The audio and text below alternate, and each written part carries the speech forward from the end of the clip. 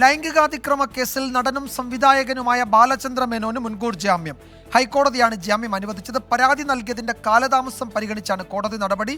അന്തസ്സും അഭിമാനവും സ്ത്രീകൾക്ക് മാത്രമല്ല പുരുഷന്മാർക്കുമുണ്ടെന്ന് ഹൈക്കോടതി നിരീക്ഷിച്ചു. എസ് ശ്രീകാന്ത് വിവരങ്ങൾ നൽകും കൊച്ചിയിൽ നിന്ന്. ശ്രീകാന്ത്, എന്തൊക്കെയാണ് ബാലചന്ദ്ര മേനോന് മുൻകൂർ ജാമ്യം അനുവദിച്ചുകൊണ്ട് ഹൈക്കോടതി വ്യക്തമാക്കിയത്?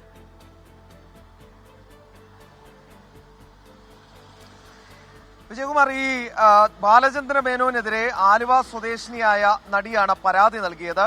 അതിൽ അവർ കുറേയധികം ആരോപണങ്ങൾ ഉന്നയിച്ചിരുന്നു. അതിനെതിരെ ബാലചന്ദ്ര മേനോൻ മുൻകൂർ ജാമ്യാപേക്ഷയുമായി ഹൈക്കോടതിയെ സമീപിച്ചു.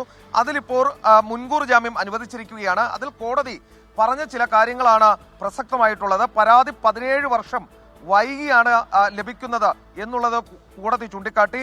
40-ലേറെ സിനിമകൾ ചെയ്ത് അറിയപ്പെടുന്ന സംവിധായകനാണ് അദ്ദേഹം എന്ന് കോടതി നിരീക്ഷിക്കുകയുണ്ടായി. ആലുവ സ്വദേശിനിയുടെ പരാതി അത് കാലതാമസം കൂടി പരിഗണിച്ചാണ് ഇപ്പോൾ മുൻകൂർ ജാമ്യം നൽകിയിരിക്കുന്നത്. ഒരു വരി കോടതി പറഞ്ഞത് വളരെ ശ്രദ്ധേയമാണ്. അന്തസ്സും അഭിമാനവും സ്ത്രീകൾക്ക് മാത്രമല്ലെന്നും പുരുഷന്മാർക്കും ഉണ്ടെന്നും ഹൈക്കോടതി പറയുകയുണ്ടായി. ജസ്റ്റിസ് PV കുഞ്ഞികൃഷ്ണനാണ് ഇന്ന് മുൻകൂർ ജാമ്യം അനുവദിച്ചത്. ശ്രീകാന്താണ് വിവരങ്ങൾ നൽകിയത് കൊച്ചിയിൽ നിന്ന്.